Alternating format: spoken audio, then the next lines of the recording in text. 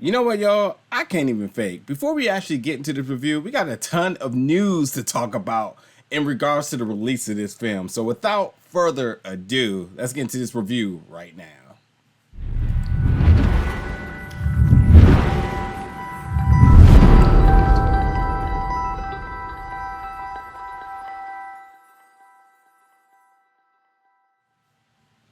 What's up, everybody, and welcome back to the channel today for another review. So today we're going to be reviewing the film and discussing the film City of Lies, which is finally releasing March 19th because it was just recently acquired by Saban Films.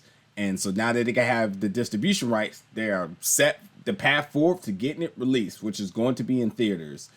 So the thing is, if you haven't already seen the trailer of this, you might have seen the trailer years ago, and of course it's going to pique your interest. The people who's involved with this was Johnny Depp and Forrest Whitaker. Then you're talking about the city of LA, and you're talking about the investigation, the unsolved crime and mystery of the death, the murder of Tupac Shakur and Notorious B.I.G.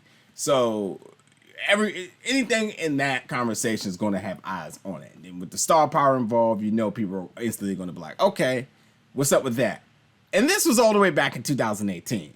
Now was 3 years later, and it's finally coming out. What the hell has happened? Well, look, I had to read up on it. So this information is on Wikipedia. I can't even lie. I'm going to read it off, and I'm going to give a little bit of thought as to what was going on. So when it first was released, it was when the trailer came out back in May of 2018. It was called Labyrinth, and which that would have been Notorious B.I.G.'s 46th birthday, and then a merger happened between two companies, and then they retitled it The City of Lies, and then they gave it a release date of September 7th, 2018, which was the 22nd anniversary of the murder of Tupac Shakur. So obviously they're trying to release it on landmark days in order to kind of drive self-promotion. That's all that is. But in 2018, the film was pulled because of an ongoing lawsuit involving Johnny Depp and the film's location manager.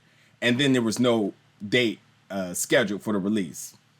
Then on August 23rd of 2018, essentially the issue with Johnny Depp was just being used as a scapegoat, and because they felt like this may have been suppressed, and this all may have come about because this was all suppressed because of the LA Police Department, because of the implications of this film. Not to mention, in July of 2020, it was also being considered that this is all being suppressed on behalf, in regards to Biggie's mother, in order to not being able to open the case that she had for the murder case that she had for her son, in regards to the lawsuit that she has against the LAPD department. So beyond that, it was released at a film festival in 2019, January 10th, 2019, and now having a release. So the thing about all of this, and the reason why I wanted to bring this all up, is because when you watch this film and the ideas and the theories that this film presents, it seems so strong that the evidence as to why this wasn't released seems to be a lot more. It seems to really strike a hair on your head. Like, I don't know if they're wrong here. I don't know if these speculations are false. I believe that there seems to be a lot of potential that a lot of this has truth to it, and they did not want this film to come out. When you're talking about lawsuits, and you have to think about this now. The lawsuit, considering what Biggie's mom may have on LA Police Department, would completely bankrupt them. And with the history of the wrongdoings in the LA Police Department, from the Rodney King incidents and other things, there's no way they would live another day. They would be able to survive another day if that lawsuit was supposed to pass. Nonetheless, this film takes you into so Forrest Whitaker is playing a journalist, and he's trying to put all the pieces together as to what is going on. How come no one was able to solve this murder? And he ends up interviewing LA PD detective Russell Poole, who's played by Johnny Depp, who was one of the front leading detectives of the entire case, who was completely obsessed with solving this case. And nothing was going to stop him until ultimately his death, having a heart attack, was his demise. But at the same time, he had uncovered so much information and corruption within the police department that it was just really good for nobody. And of course, once the truth starts coming out, then, you know, there's always going to be implications of that.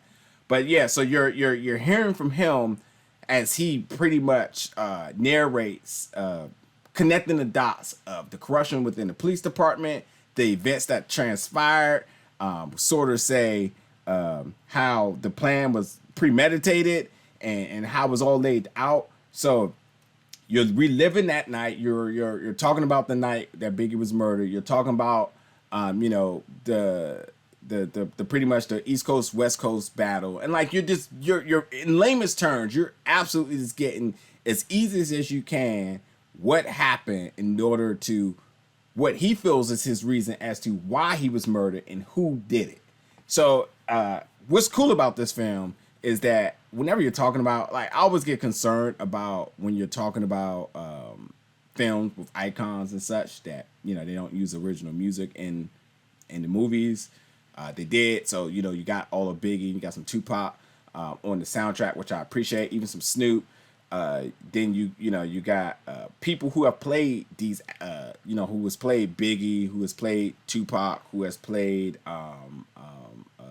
you know, people from Death Row. You got actors who's played them, Suge Knight, people who has played them from over the years. You got them, you know, reprising their roles, in other words, and they're not like the focal of the movie, but like nonetheless, the fact that like they legitimately put thought into getting this film done.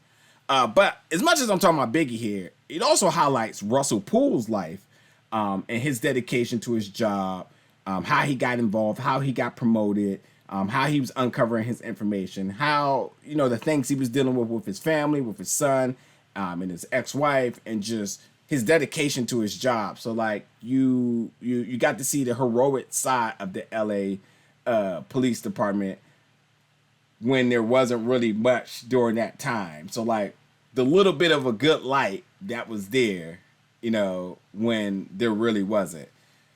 But overall, I thought this film was entertaining because I felt like for the folks who may not be as knowledgeable about the conspiracy theories and such in this case, that it laid it out in a very vanilla way so that it's very easy to inject and understand and follow the timeline of things that are happening. The performances was really well. Johnny Depp being in a serious role is not something that, you know, I'm not going to say he's typecast, but, you know, when you say Johnny Depp, you're usually looking at very abstract characters. So seeing him more in a serious role just shows you why he is as good as he is. Forrest Whitaker as the journalist, Jack, I thought his performance was done really well as well. And I like how I love when Forrest Whitaker got that really mischievous yet very curious personality. And so the journalist role is just absolutely perfect for him. And, you know, for the times he's done in similar roles, the times he's done in the past, like it's a no-brainer that you want somebody like him in this role. But even the supporting characters as well, too. Shamir Anderson, who plays the corrupt LAPD department, the LAPD officer, golly, D-Mac. I liked his very stern, but yet his performance, soon as he steps on screen, it grabs your attention.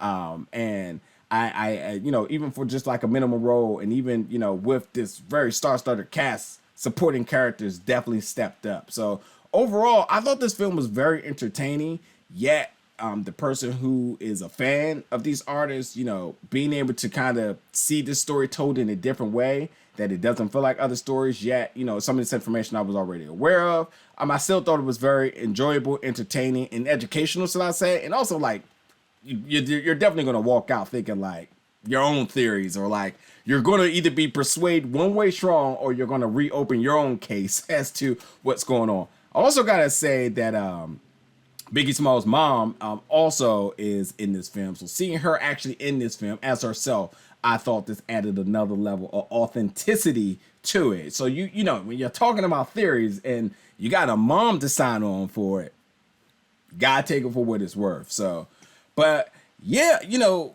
I think this is a film a lot of people are going to check out. I don't even have to even convince you here, because I know if you're a fan of any of these actors or the story itself, you're going to check it out. So again, City of Lies, which is going to be releasing now in theaters, and it's going to be in theaters March 19th, and then it's going to be on video demand April 9th. I want to make sure I get that date out to you as well.